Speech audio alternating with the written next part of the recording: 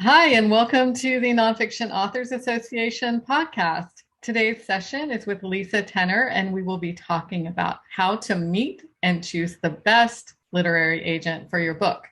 I'm Carla King, your host, and I want to thank you for listening to our weekly 30-minute podcast series. If you're new to us, here's a little about what happens at the NFAA.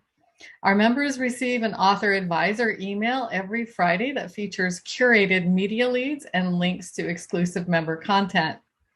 Members can also participate in a free mastermind group we call the Author Brainstorm Exchange and enjoy access to our private community on Facebook. Discounts are available for our year-round Nonfiction Book Awards program and the annual Nonfiction Writers Conference, and our book marketing and book publishing master courses, both which have optional professional certification. And we can't forget discounts with our awesome partners that include Lulu, Findaway Voices, Office Depot, and Ingram Spark. Finally, we'd love for you to join us at nonfictionauthorsassociation.com. And now I'd like to introduce our guest. Lisa Tenner is a leading authority in book writing, publishing, and book proposal development, whose clients have signed 5- and 6-figure book deals with HarperCollins, Random House, Hachette, Beyond Words, New World Library, New Harbinger, St. Martin's Press, Yale University Press, keeps going, Johns Hopkins University Press, HCI, and many other major publishers. Lisa has been quoted by the New York Times, Boston Globe, Glamour, Vice, and MarketWatch, in addition to appearances on ABC World News and PBS TV. Her latest book is The Joy of Writing Journal, Spark Your Creativity in 8 minutes a day. And you can find out more at lisatenner.com. Hey, Lisa, welcome to the podcast. Thank you, Carla. It's so great to be here with you. Yes, and welcome. Okay, agents, you're so popular, agents. Can you tell our audience, how do you even start to find an agent? Is it best to meet them at conferences or online, virtual events? Where do you get them? It is great to meet them at conferences, and the Nonfiction Writers Conference is obviously a great one because you have a Pitch the Agents forum. So I highly recommend that. Other conferences as well, live or virtual, can be a great way to meet agents. And then also there's a lot you can do online. You first of all, you want to do some research and see who might be a good fit. And you can do that there are a number of search engines like Query Tracker or now I'm going to forget the names of them. Writer's Digest has one. There's a whole bunch of them. So you can just Google that. And that's a good way to start, putting in some information about your genre and maybe even the topic and see who comes up.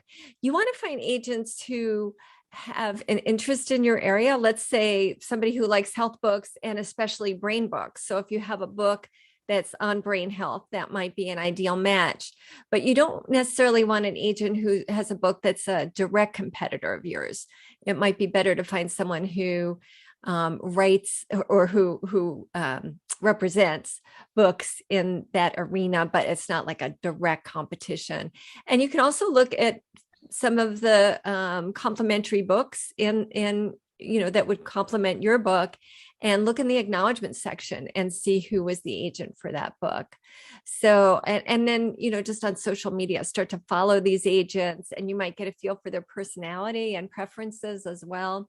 Writing Cooperative on Medium often has lists of new agents or agents that are looking for new writers. So that can be a good resource. There's just a lot online. And of course, Nonfiction Writers Association, you can find support as well. Wow, that's a lot to wade through. And I know there are a lot of agents and keywords, right? Because we all work with, the Google, who knows what we're looking for all the time. But how do you really identify and drill down on the absolute best matches for you in your book? Well, so these query, these different queries are a good place to start. So that I think it's Query Tracker. Writer's Digest has one. Duotrope. That one I think is paid. So there are a lot of different options. So if you just query, search for an agent, you'll get a whole bunch, and you can try different ones and put in, health books, brain health, or self-help books, spirituality, or self-help books, yoga. And that could be a really great way to see who's interested in those kind of books. But like I said, they're going to look at actual books and see who's acknowledged by the author of a book that might be complementary to yours is a really good way to go as well. So there are search bars in these tools, which makes total sense. So say you found an agent.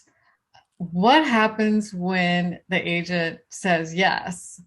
What's next? Are there what contracts and expectations we should be prepared for in that best case scenario, right? Yes. Yeah, you definitely want to see their contract and show it to a lawyer, because you want to know exactly what you're signing. And your lawyer may suggest some changes. They're fairly standard, but one thing you'd want to know, for instance, is what if they don't sell the book within a year and a half or 2 years?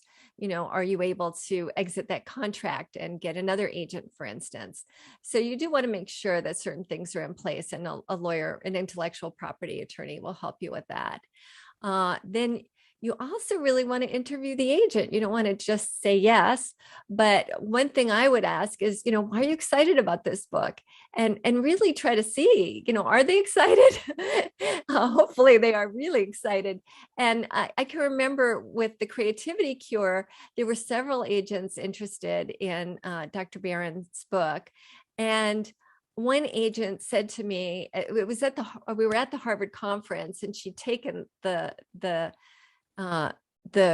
actual book proposal that we'd sent to her with her, and she'd read it and said, I really want to represent. It was actually a team, the husband and wife, but the wife wrote most of it. So it's Dr. Carrie Barron and Dr. Alton Barron.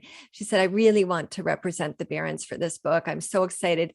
And she told me why she was excited about the book, and also why her. And she mentioned other books that she'd agented that she thought showed what a good match she would be for the book. So she really pushed harder than any other agent about why her. And to me, that said she was really both hungry and for that particular book, and she really saw why it was such a great book. So she was going to make a great case, because her enthusiasm was going to rub off on acquisitions editors at publishing houses. So when you see that kind of enthusiasm, that, especially from that was Jean Fredericks, and she was a very experienced agent. So I knew that she was going to be a great choice because of that. But other things are, do they have the same vision as you? So always ask, what changes do you see making? And if their changes sound good, that's great, because they have a lot of experience. But if it's really far from your vision and you feel something feels wrong about it, I would definitely consider, is this the right fit? Or are they taking the book in a different direction that I'm not comfortable with? I would ask them why, because you might learn that actually their direction makes more sense. But I would definitely try to make sure, you're on the same page. Got it. So is it okay to query more than one agent at a time, or do you have to go one by one? And because maybe you have 2 or 3 agents that say yes. I know that might be rare, but what's the etiquette there? It does happen. Yeah, It used to be that you could only query agents one at a time. And in fact, when my first book, we were looking for an agent, that's what happened to us. And so it took many years to get publisher. Actually, we ended up not getting an agent, but we published with Health Communications. And that was a very frustrating process. So I'm happy to say that the process is so much nicer now, and you can query more than one agent at a time.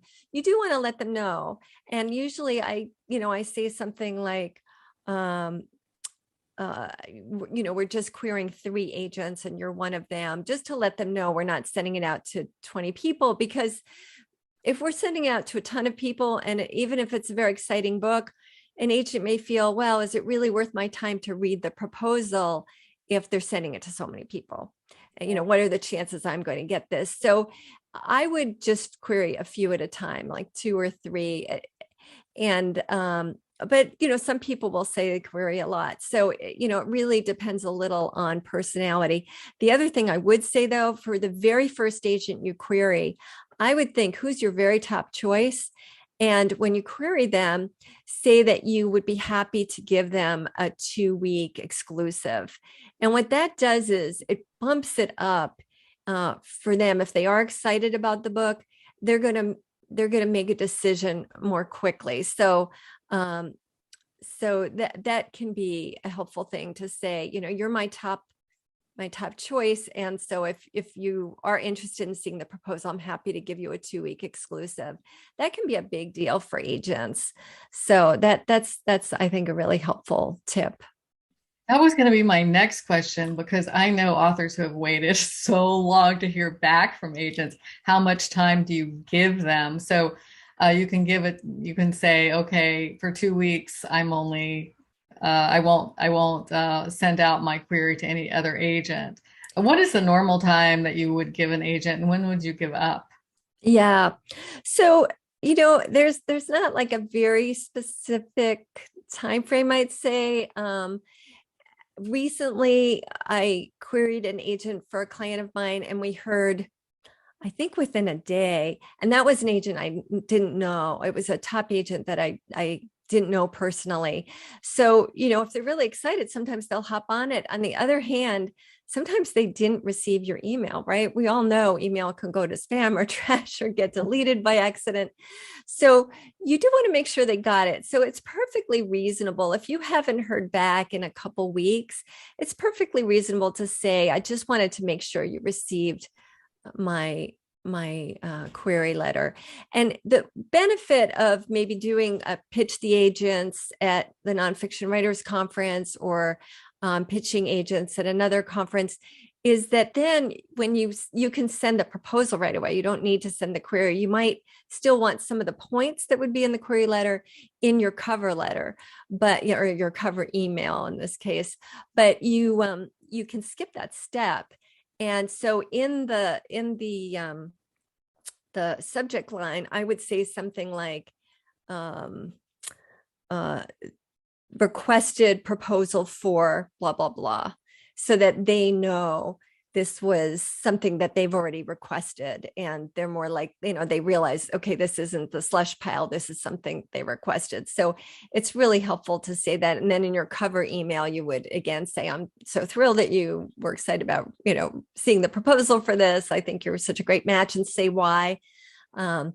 And that will give you a little bit of a leg up too. So how long, I guess I didn't totally answer your question. So how long do you give them? So after 2 weeks, you could just say, I just want to make sure you got my query. And, if you don't hear back and you really think they're a great match, you could call the office just to say, I'm just calling to make sure that so-and-so got my query letter. Agents are really busy.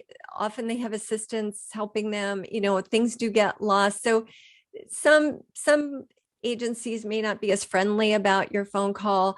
It used to be you weren't supposed to call, but nowadays, because things do get lost, it is okay to call in general. It varies agent to agent. You can look on their website and see their guidelines, and they may say, please do not call our office. Then don't call their office.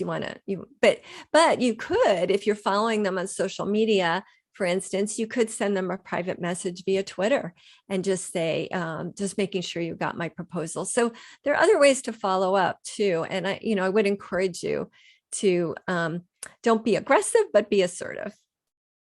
Twitter's a great suggestion. I have seen tweet chats with agents, and there's some sort of hashtag agent day, right? Mm-hmm. Am I correct in saying that Twitter is a popular venue for meeting agents? It is. And you can do hashtag MSWL, which is manuscript wish list, to see any conversations where agents are talking about what they're looking for too. So I forgot to mention that, but that's another good way to see what agents are looking for and who might be a good fit. Great. Well, that's why you're the book coach. You know all this stuff. I mean, it's really hard for us to see, with blogs and on the internet, what's really true. Is it also true that you shouldn't attach your proposal? Should you put it in a Dropbox or a Google Drive or something like that? Because I know sometimes emails don't get through because of large attachments. Yeah. Your thoughts? Yeah. And viruses. Yeah. That is a good point. So that can be a better way to go. I'm not crazy about Google Docs, but I think, some of it depends on the age of the person. I think the younger people really like Google Docs. So if it's a young agent, they might prefer a Google Doc. But yeah, Dropbox is a good way to send a large file to. So again, it might depend on the person. But if you send a query letter, you could even ask them, how would you prefer to receive it? Would you like it Microsoft Word or would you like a Google Doc? And where would you like it through Dropbox or Google? So you can kind of find out from them what their preference is. Excellent. So query letter first, no attachments, just the query, then ask how they would like the manuscript or the proposal delivered. Okay. Yeah. That's unless you met them at a conference, and then you can skip that query and just have like a little opening about how you met. Great. Well, perfect. So you did mention, just really quickly, how do you find an intellectual property lawyer? So, there's one that I tend to refer everybody to. I don't know if you want me to mention a specific name. Well, maybe we'll put it in the show notes. We'll look at that. Okay. So she just has helped a lot of my clients to negotiate contracts, particularly publishing contracts. So if you go to a smaller publisher, you don't go through an agent, but you find the publisher yourself, she'll negotiate that contract. And so it is great to know somebody like that. And the reason I like this agent is this intellectual property attorney is she's also a literary agent. So she'll only take on clients in agenting that have a big platform that are in the right genres. But for the intellectual property or contracts, she's happy to do that work for everybody. So she's a great resource. Okay, great. So this is my last question. It's about self-publishing. When you coach, or do you coach self-published authors to create proposals and get agents, what are the different scenarios and what are the chances if you've had a self-published book or if you're thinking about self-publishing? We hear that if you self-publish, you can't get an agent, or if you self-publish and do well, you can get an agent. The answers are all over the place. Yeah. So, for nonfiction, and of course it's going to vary by genre and by topic, but sort of the magic number I've heard is 15,000. So if you sell 15,000 copies, then publishers and agents are thinking, wow, especially if there seems to be a larger market than that, you've done a good job selling that book, and they start to get excited. So that can be sort of the magic number. But I've also had I had one client who wrote a book proposal, or maybe it was a query letter that got rejected. I think it was just the query letter. It was sort of in the slush pile. It probably wasn't even the agent she wrote to. This wasn't for an agent. This was directly to a publisher, but she probably didn't write. She probably, even though she wrote to a senior person, it was probably seen by somebody who was like an intern or something, and she got a rejection. A month after she published the book, she heard from that same acquisitions editor that had rejected the book saying, I saw your book and I've read it and we'd like to publish it. So, sometimes there are these gatekeepers, and magic can happen, and that gatekeeper is out of the way and the right person sees it. And, she didn't sell a ton of copies when she self-published, but it was more just that publisher was looking for a book on that topic, and was really excited to read it. Said, this is the book I'm looking for. Do you encourage your authors that you coach? Do you encourage them to self-publish after a certain amount of time goes by, perhaps? Yeah, I would say it's maybe not as much the time as the kind of feedback we're getting too. Mm-hmm. Sometimes it might be platform's just not big enough even for the smaller publisher. And then it becomes more a question of, do you want to spend your time jumping through these hoops? And, they'll help in the long run with book sales, but is that what you'd like to be doing? Or do you want to get the book out there and really have it be impacting your readers and also maybe growing your business, depending on how the book fits in with your business model? So sometimes it's more like, let's reassess and see what makes sense given your goals. And sometimes it's really more just, I really want to get the book out there. And there's certainly so many obvious advantages to self-publishing, from the amount of control you get to how much more quickly you can get it out there. And then also how quickly and easily you can update it and make changes. So there are lots of benefits to self-publishing. And sometimes as people meet some resistance in the publishing field, they start to think, I can see those advantages. Maybe I should just self-publish. So it's sort of very individual, I would say. Great. Thanks for all that good advice. And, as a book coach, I'd love for you to just talk about what you do a little bit and let us know how to find you. Do you work with authors on how to word a query letter, make sure they're on target, like maybe rewriting the book? What do you do, and how do we find you and connect with you? And also mention your book, which sounds like 8 minutes. That's great. I want to read an 8-minute solution, please. Here it is. So it's Joy Writing Journal, Spark Your Creativity in 8 minutes a day. And we've got these fun QR codes. So in addition to, just like a few words about the prompt, like sort of my personal experience with it maybe, or kind of something leading into it, you can watch a video of maybe other people responding to the prompt or something related to the prompt, or listen to an audio meditation to get you in the zone to write. So there are lots of fun experiences along the way. And I do a little bit of teaching on some of the videos too. So it's a fun experience. And I think I've heard good feedback. People are really finding that it jumpstarts the creativity. And I'm hearing from like such a variety of people, from podcasters who are looking, for help to write their scripts, to moms who are using it with their kids, which really surprised me because I thought of, older people using it, but I didn't really think of kids. But I think it's rated G, so it works. So yeah, it's been fun. And in terms of working with me, I do work with people on their sort of book concept all the way through getting that book written or writing a book proposal and all the pieces to get a publisher. And sometimes that includes helping people come up with strategies and finding resources for them that really, are customized for what they need to get that platform in shape, or even, get a website. Sometimes people don't even have an author website. So helping them figure out what they need and suggesting resources. And I do have a referral service, so for editors and ghostwriters and things like that as well. So I finger in a lot of pots, but I love to help people with the creative process. And I do have a new program coming up, kind of a where we're just, going to be getting together and writing and getting into that zone. So some quick, easy steps to get into that creative space and having that support to write on the calls. So that's another fun thing. Get your writing done.